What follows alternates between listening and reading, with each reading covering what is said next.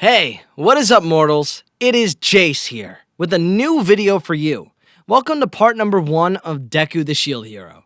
I just wanted to greet you guys by just saying, sit back, relax, you're in for a treat. So, we begin. A 4-year-old Izuku Midoriya found himself laying on his back, staring up at the blue and white sky above him through half-lidded eyelids as he found moving difficult at the moment.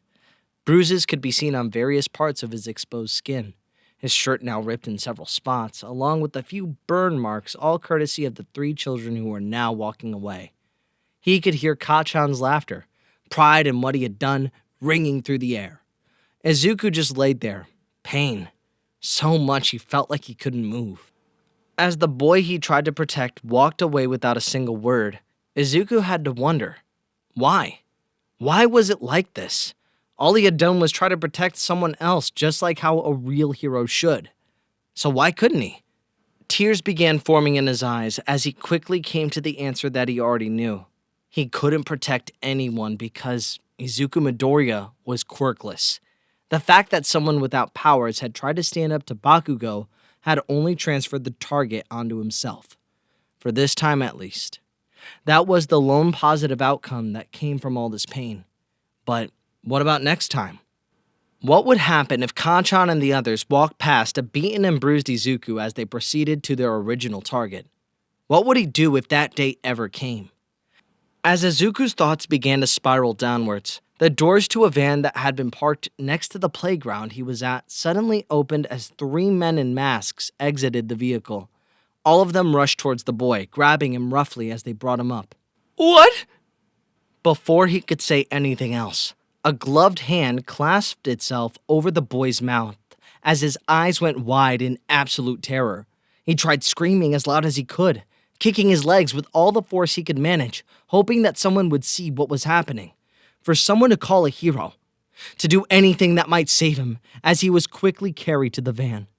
Heart pounding and eyes filled with tears, Izuku thought he saw Kacchan down the street.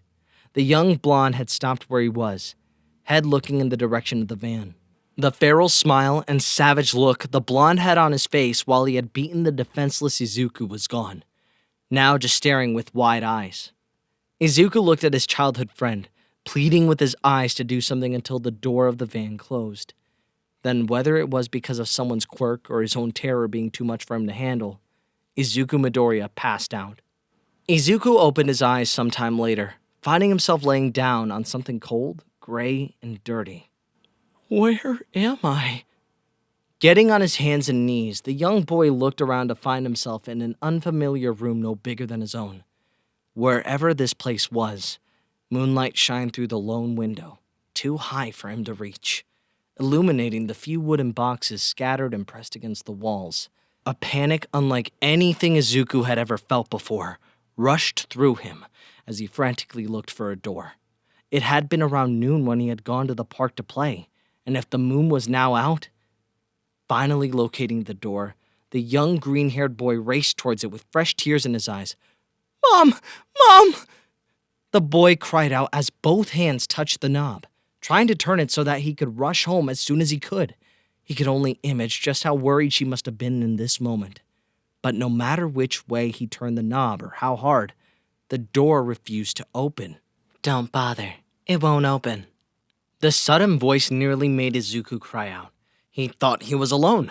Shakily, he turned around to find a girl curled up into a corner next to one of the boxes with its shadow covering her.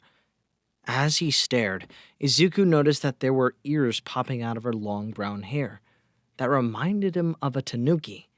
He might have continued to look for other traces of other animal features had he not noticed something shocking. Her eyes. They looked dull, almost lifeless with heavy bags under them. Hi, I'm Izuku Midoriya. What's your name?" "Haftalia. Not like it matters." As the girl began to cough loudly, Izuku winced slightly. "What is this place? Why are we here?"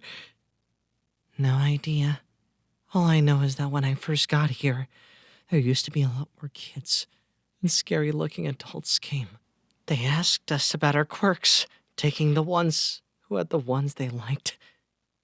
Haven't the heroes come yet? Raphtalia gave him a sad smile, a few tears trickling down her face as she silently wept. I don't think they know. I think I've been here a week or two. It's hard to tell anymore, but no one's come. I don't think they ever will. For a moment, all Izuku could do was stare at the Raphtalia as she slowly lowered her head to stare blankly at the ground while her ears dropped. His throat went dry as he looked upon the girl, so drowned in despair that she had given up on hope. Then, well, worry not! Why? Because I am here! The words flew out of Izuku's mouth before he realized what he had said. Those had been the same words he heard on his favorite video of All Might. The same words that reassured everyone as he saved them. The words that inspired him more than anything else. Perhaps he had just spoken just to reassure her. It seemed to work somewhat, for as the girl looked up, Izuku tried his best to smile.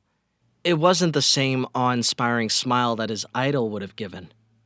Instead, it was a wobbly one that displayed just how scared he himself was. Still, Raphtalia seemed to relax a little as she gave him a small smile in return as she leaned backwards. Thanks for trying. Izuku's smile faltered slightly at just how weak her voice sounded. What should I do? What should I do? There has to be something I can do. Oh, if only All Might were here! He could just bust down the door or the wall. If Kacchan were here, he might be able to use his quirk to make a small hole in the door. In fact, if anyone else was here, they could help out more than I ever could. After all, I'm just a quirkless Deku. I can't. Izuku's thought trailed off. A vision of All Might saving people from disaster flashed in the young boy's mind. As Izuku imagined the towering symbol of peace, a fire suddenly lit inside of him. Without another word, he ran towards one of the boxes and began to push it as hard as he could. No, I might be quirkless, but I won't give up. There has to be something I can do. I at least need to try. Otherwise, I'll never be a hero. Gritting his teeth, Izuku pushed harder against the box. His body ached, still a little sore from the beating he had received early, causing tears to swell in his eyes. But he pressed on, pushing box after box to the window as Raphtalia watched him. It took him a while, but eventually Izuku had managed to stack the boxes on top of each other. It wasn't the prettiest thing in the world, but it looked solid enough. Taking a deep breath, the boy began to climb up as if these were nothing more than massive steps. Once he got to the top, however, he saw that there was no latch to open it with. Oh no! No, no, no! A new wave of panic swept over Izuku as he pressed both hands against the glass. He hadn't thought about this. Of course, whoever captured them wouldn't forget about the window. They would have made sure their captives wouldn't be able to just open it and hop on out. Then a thought crossed Izuku's mind, one that sent shivers down his spine. He looked around the room, hoping to find something else that could help him, but there was nothing. Eyes hardening in determination, Izuku took a deep breath before climbing back down and walking over to Raphtalia. Come on. We're getting out of here. As Izuku swung one of Raphtalia's arms around his neck in the same way he had seen other heroes carrying people on the internet, he felt her head pressing against his own. Her skin was hot, almost as hot as it was that one time he got really sick. And now that he was closer, he could see that her cheeks were redder than they should be. He didn't say anything, just trying to give her another smile in the hopes that it would reassure her. Together they had moved back to the tower that Izuku had made, the young boy helping Raphtalia to climb. It was slow going, with Raphtalia almost falling over more than once. But somehow they managed to get to the top. Once there, Izuku took another breath before looking down to his hand, which was balled into a fist. Texas Smash! With that cry, Izuku punched the cheap glass with all the might a child like him could muster. The glass cracked, forcing the young Izuku to do it again, this time making a hole. The sharp edges of the glass cut into his flesh, blood dripping down his hands as the boy's eyes watered in front of the staring Raphtalia. But he didn't stop. He kept punching until all the glass was gone. Your hand! It'll be fine. As Izuku said this, he took off his shirt and began to wrap it around the wounds. It hurt, far worse than anything he had ever felt in his life. But if he managed to save Raphtalia and see his mommy again, it would be worth it. So, with another smile, Izuku brought Raphtalia's arm around his neck again as they both jumped into the alley below. This video is sponsored by Skillshare.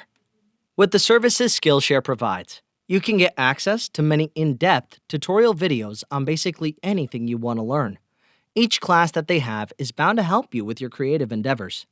Do you want to learn how to make videos like this one? Do you want to learn how to write scripts or edit audio? Skillshare has you covered. And with our link, you can have a 14-day free trial. So, what are you waiting for? Click the link now and get 14 days worth of classes free. Link in description below. Time passed as Izuku helped Raphtalia down the empty streets. The dark buildings around them scary and unfamiliar. Neither of them knew how long they walked, both nearly jumping at any unfamiliar sound. But despite everything, Izuku found himself smiling whenever he looked over at Raphtalia. She was smiling herself now, a flicker of light that hadn't been there before now shining with hope. That hope seemed to give her just a little more energy as she walked beside Izuku. However, Izuku was slowly getting more and more tired. His shirt, now wrapped around his hand, was covered in blood. The loss of blood, the pain in his limbs from everything that had happened to him today, the loss of adrenaline were now catching up with him. With each step, his small legs felt like they were coated in cement, making moving all that more difficult. Yet the young boy's heroic heart refused to give up now. We just need to find a good adult. Hopefully there's a hero around, or maybe a policeman. Then we'll be safe. Just gotta keep moving. Please let there be a hero around. Just as Izuku was about to suggest that they sit down and rest for a bit, the sounds of men shouting caught their attention, not bothering to turn around and look, mainly because he was too scared to. Izuku moved them down a nearby alley. Together they moved as far as they could, stopping once they found themselves a chain-link fence and a pile of trash bags. No! Izuku bit his lip as he looked down at Raphtalia. He could see his own fear reflected in her own terrified gaze. Both of them trembled, not knowing what those men would do to them if they were the same people who kidnapped them. But the two children could tell by the shouting that they weren't happy. Izuku, thank you. You did your best. Izuku shook his head. No, hide in the bags. I'll try and... You'll what, kid? Both Izuku and Raphtalia turned to see one of the men who kidnapped them standing at the entrance of the alley. Though it was dark, his eyes almost seemed to glow with his anger and frustration. Not knowing what else to do, Izuku, with his body trembling and his eyes beginning to water, pushed Raphtalia into the trash bags. I won't let you hurt her! As Izuku said similar words that he had said to Kachan and the other bullies, he raised his bloody hand up to shield himself. He knew it would end the same as it had that afternoon, if not worse. But he had to try. He had to. Stop playing hero, kid. With those cold words spoken, the villain approached Izuku, who stood his ground while his teeth chattered. Once the villain was close enough, the man swung his leg to kick the poor green-haired boy. But as the villain's shoe was about to collide with Izuku's arm, something happened. A brilliant green glow appeared on Izuku's arm, lighting the entire alleyway. As Izuku fought to keep his eyes open, he felt something attaching itself to his arm. When the light faded, Izuku found a silver shield with a green gem in its center attached to his arm. The kick collided with the shield, causing Izuku and the villain to stumble backward. Yet the boy barely felt the blow. Think that will save you? You're coming back with us now. The villain began to walk towards Izuku again, this time pulling back his fist. Then before Izuku could raise his shield or move or do anything, the sound of a whip cracking filled the air as it wrapped around the villain's arm. My, what a naughty boy you are, and not the type of naughty I like. A moment later, and Izuku, his eyes becoming harder to keep open, watched as the villain was pulled back by none other than Midnight. He looked at her, seeing her eyes widening at the sight of the children. Then her eyes narrowed at the villain, her whip lashing about to strike the man over and over again. And as the man fell to the ground, Izuku's strength ran out as darkness overtook him. Izuku awoke sometime later, finding himself laying on his back with the steady beeping of a machine being the only sound he could hear. The sun's rays were shining brightly through the window, as if in a celebration that the nightmare he and Raphtalia had endured was over. Upon thinking of her, Izuku sat up from the bed and began to look around. He caught no sight of her or anyone else at the moment. But as he looked around, the light being reflected off his shield hit him in the eye, nearly making him wince. Moving his arm up and closer to his face, the young boy looked at his reflection on the smooth metallic surface of the shield for a moment as he marveled at it. Was this his quirk? How could it? The doctor told him he had too many joints in his pinky toe, that he would never get a quirk. And as far as he knew, there wasn't a quirk out there like this. What did it do other than stay attached to his arm? As Izuku continued to marvel and question his quirk, his eyes trailed over to his hand. What he saw nearly made him cry out in shock. Scars covered the surface of his hand, some larger than others. No doubt the doctors here had done everything they could to heal him up. But there was so much damage. It would be terrible to leave him with so many. For a long time, Izuku just stared at his scars, as if he were trying to make up his mind about something when the door opened. Looking up, his eyes widened and a smile appeared on his face when he saw that it was his mother. Inko Midoriya had a disposable cup in each hand, steam rising from one while the other didn't. They weren't in her hands for long, dropping them and allowing their contents to splash onto the floor as she raced towards her son. "Izuku! Izuku!" The poor woman cried as she wrapped her son tightly up in a hug, the famous Midoriya tears flowing down her face. "I was so worried about you when you didn't come home last night. I tried to call the police, but they said it was too soon to start looking for you. Then I got a call, and when I saw what those monsters had done to you, oh, my poor baby, I'm just so glad the heroes managed to find you." Izuku tried to say something, to tell her that all the bad guys did was take him into a van, lock him into a room, and only tried to hurt him when he tried to escape. But for some reason, he found his voice caught in the back of his throat. "Looks like the little hero is up and about." Both Izuku and his mother looked up, finding that Midnight was standing there, dressed in her hero costume. She strode into the room, avoiding the puddles on the floor with all a warm smile on her face. You're Midnight, the R-rated hero! What does R-rated mean? How does your quirk work? Can you control how many people you put to sleep? Does your quirk smell weird? I wish I had my notebook for you to sign." A million questions spilled out of Izuku as Midnight approached the bed, Inko standing up as the hero approached them. A part of him knew he was in what some would call his fanboy mode, but he didn't care.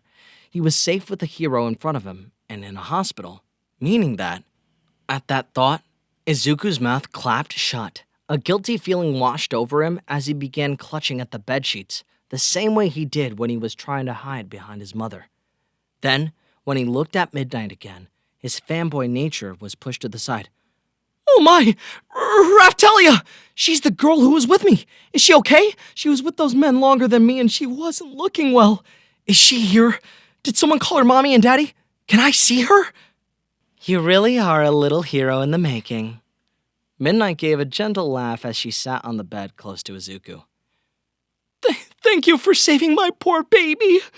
If it hadn't been for you." Midnight shook her head, a smile still on her face as she kept her gaze on Izuku. "You have it wrong, Miss Midoriya. If it wasn't for him, me and all the other heroes in the area would have never known about that filth hiding right under our noses." As Inko held in a gasp, Midnight's hand reached over to Izuku's as fingers gently caressed his scars. "I just got done speaking to that little cutie you saved. She's going to be okay, but she has a long road ahead of her. The doctors told me that if she had remained back there for much longer, well, the important thing is that you saved her. She told me everything you did to get her out of there, including how you got those scars. And it was because of that green light that I was able to find you."